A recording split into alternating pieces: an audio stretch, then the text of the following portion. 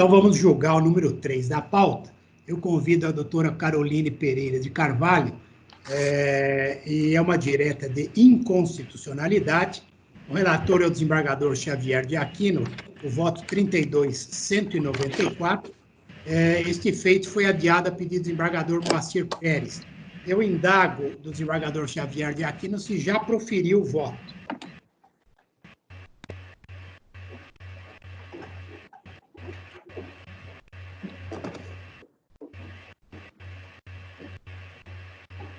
Senhor presidente, qual é o número da pauta, por favor? É o número 3 da pauta, desembargador Aquino. Eu indago de Vossa Excelência se já proferiu o voto. Não proferi, não, senhor presidente. Ok. Então, eu indago da eminente doutora Carolina Pereira de Carvalho, se dispensa a leitura do relatório. Posso dispensar, sim. Então, Vossa Excelência tem a palavra pelo prazo regimental. Eu só faço uma ponderação no sentido da objetividade da sustentação, considerando que nós temos 4 horas de julgamento e temos ainda 7 sustentações orais. Eu agradeço de antemão a delicadeza e a ajuda de Vossa Excelência. Perfeito, tudo bem. Muito obrigada. Excelentíssimo senhor presidente, desembargador Geraldo Francisco Pinheiro Franco, na pessoa da qual estendo os meus cumprimentos aos demais desembargadores, em especial ao decano e relator desta ação direta de inconstitucionalidade, Xavier de Aquino. Aproveito ainda a oportunidade para estender meus cumprimentos à desembargadora Cristina Zucchi, que é a representante feminina neste órgão especial. Os meus cumprimentos também ao desembargador corregedor Cada NAF e ao doutor subprocurador-geral de Justiça, Wallace Paiva. Venho à presença deste órgão especial, na qualidade de representante da Câmara Municipal de Olímpia, defender a constitucionalidade do anexo 1 da Lei Complementar 208, incumbindo ainda da grande responsabilidade, em que pese um pouco mais de um ano na qualidade de procuradora legislativa, de defender os interesses e prerrogativas de toda uma carreira. Com todas as vênias, e estas são algumas premissas que podem ser atacadas. Aquilo que determina,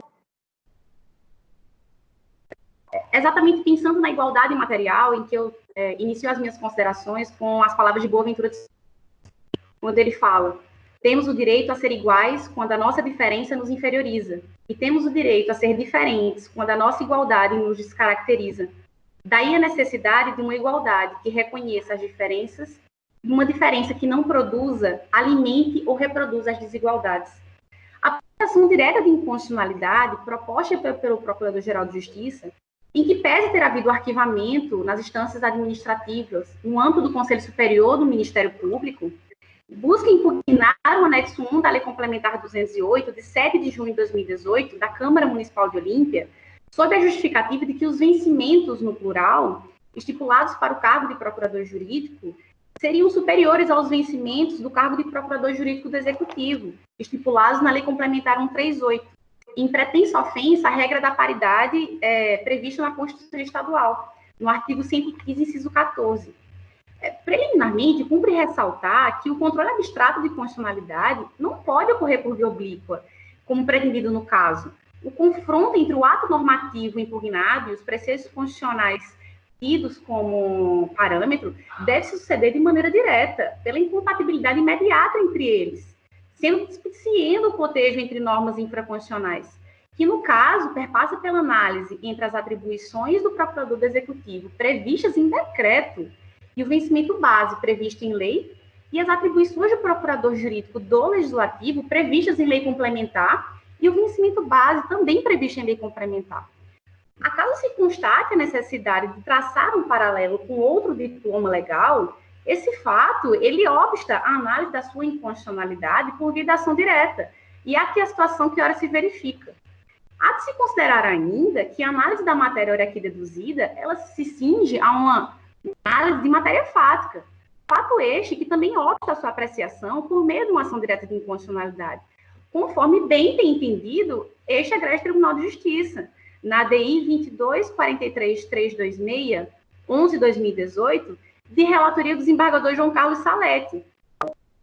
Ou seja, o deslize da questão perpassa necessariamente por imersão do óculos, para especificidades de cada uma das funções, as condições de trabalho, as relações de subordinação, o volume e o nível de complexidade das atividades que são desempenhadas, o grau de responsabilidade, dentre outras desigualdades, salientando ainda que cada servidor ele exerce as suas funções em condições pessoais e até mesmo funcionais distintas, percebendo desta forma remunerações diferenciadas.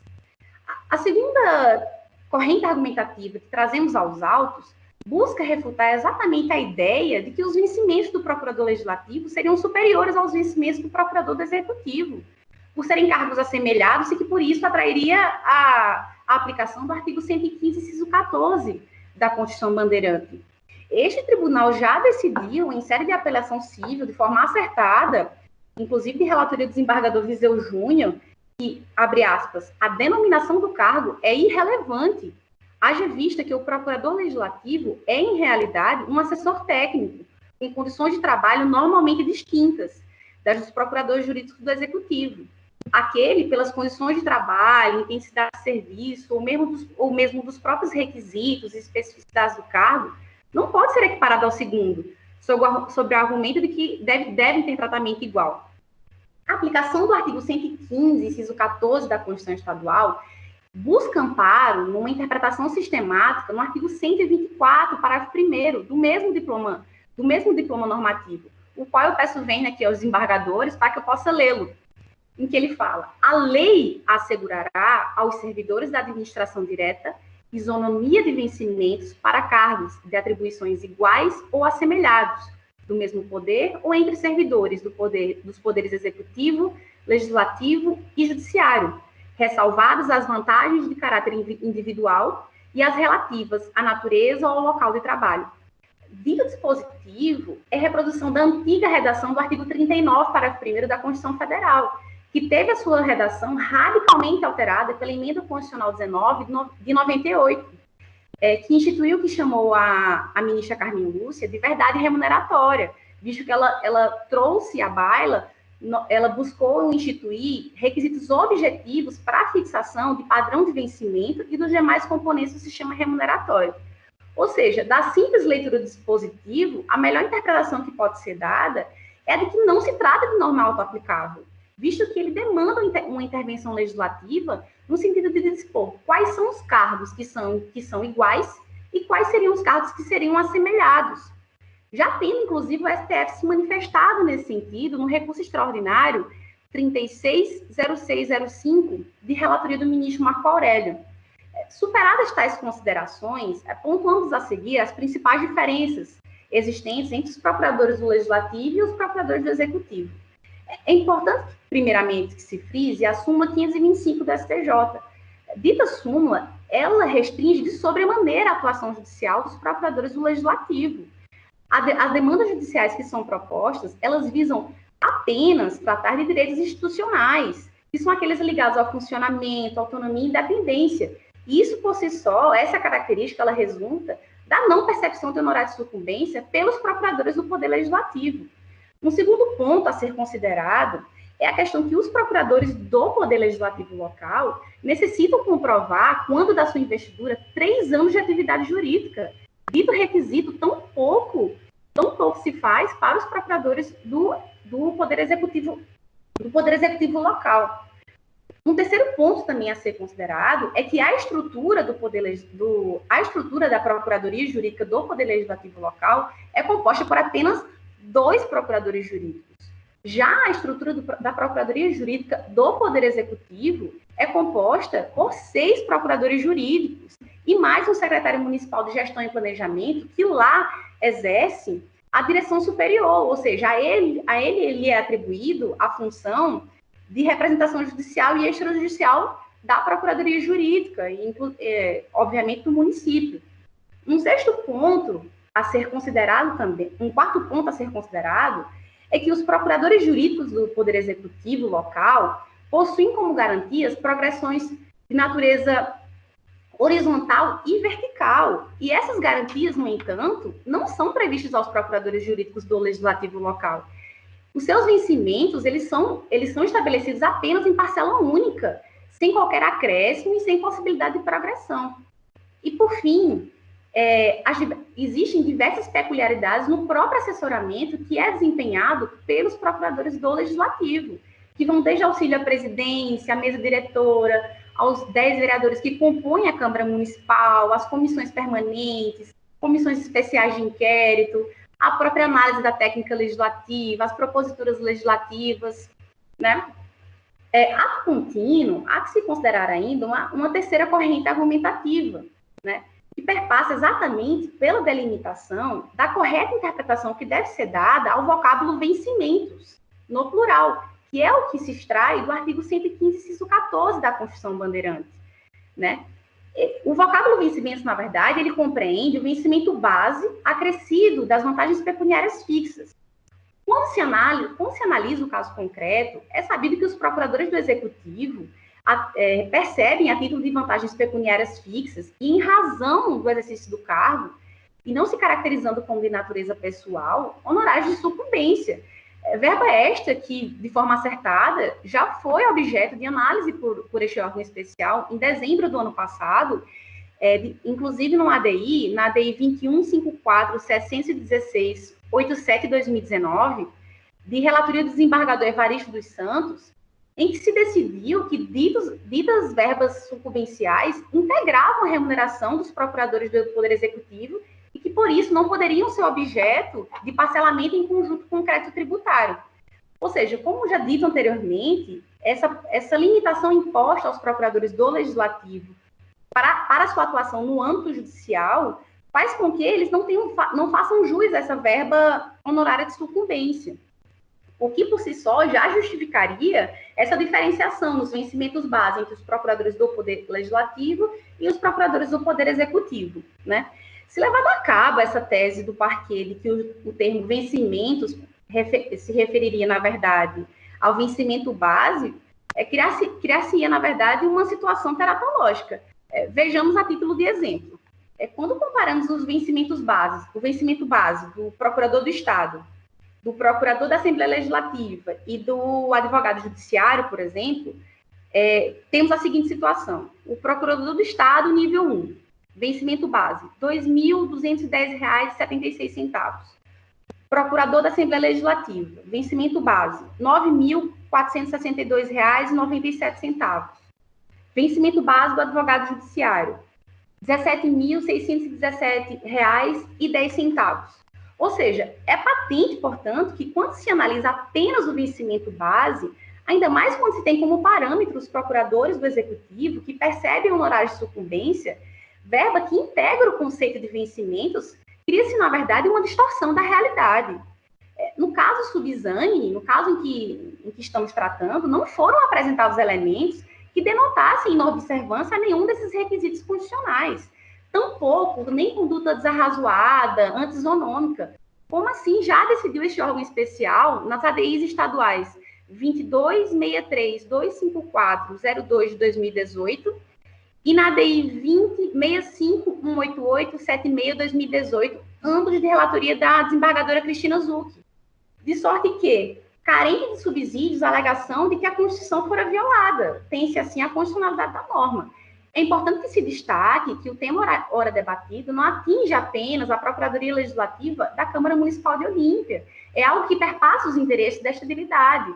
É algo que vai de encontro aos interesses de todo o Legislativo no Estado de São Paulo, né? Então, sendo assim, por todo exposto, roga a este egrégio órgão especial que seja a apresentação direta de inconstitucionalidade julgada improcedente. E caso não seja esse o entendimento, que seja dada, ao menos, interpretação conforme, para que se admitir como referência o maior vencimento da estrutura da Procuradoria Jurídica do Executivo, que, no presente caso, é o do secretário de Gestão e Planejamento, né? A quem compete a sua direção superior e a representação judicial e extrajudicial, que foi assim como se entendeu no julgamento do desembargo de declaração da ADI de Mirante do Paranapanema.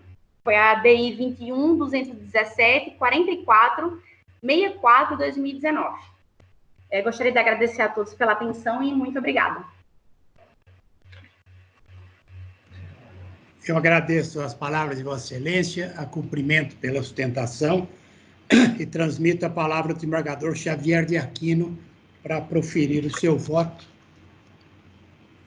Muito obrigado, presidente. Cumprimento a ilustre advogada pela sua sustentação oral. Passo a leitura do meu voto. Da ementa, porque nós temos muitos casos a julgar.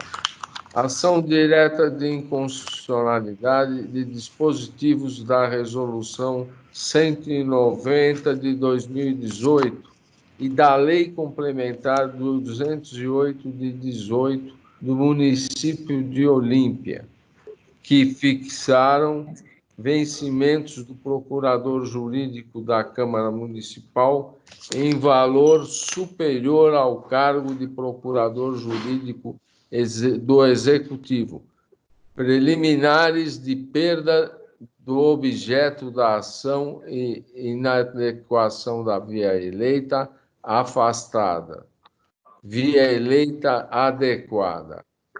Lei que cria cargo e atribui vencimentos ao procurador jurídico do município que não tenha analisada aqui sua constitucionalidade. Sequer serve de parâmetro, mas sim de paradigma preliminar afastada.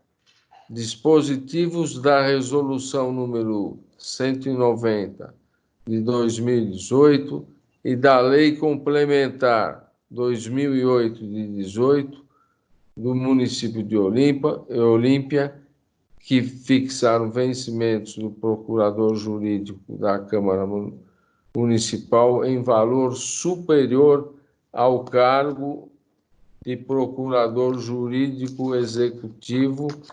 A meu aviso, afronta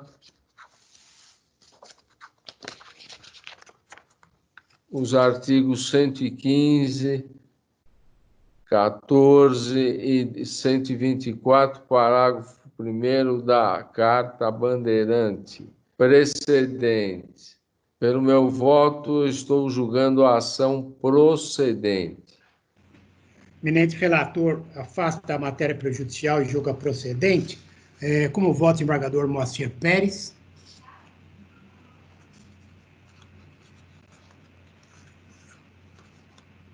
Vossa Excelência está com o microfone desligado.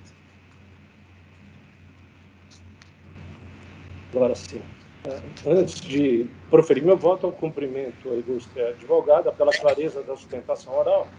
Eu acompanho o relator em relação ao afastamento da questão preliminar, mas eu entendo, senhor presidente, que a ação é improcedente.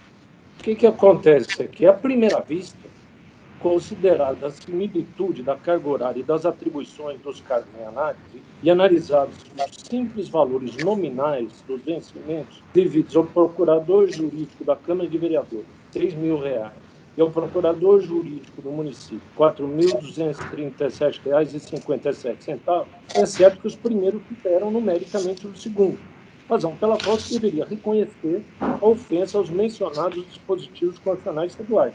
Não há dúvida nesse ponto, e nesse sentido, nós já temos precedentes aqui no órgão especial.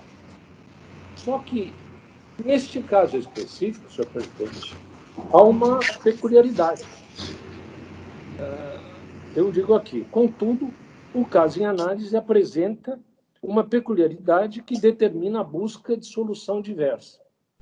Na hipótese, não se pode tomar como referência apenas os valores nominais dos vencimentos devidos a cada cargo.